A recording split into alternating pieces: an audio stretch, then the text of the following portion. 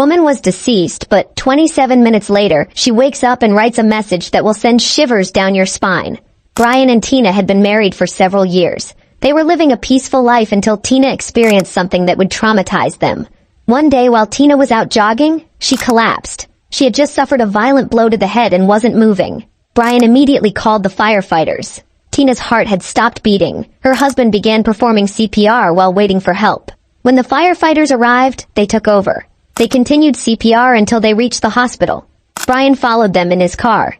When he arrived at the emergency room, the doctor informed him of his wife's death. He had been unable to do anything.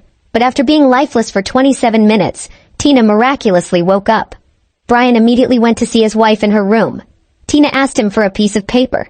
Her husband didn't quite understand, but he gave it to her.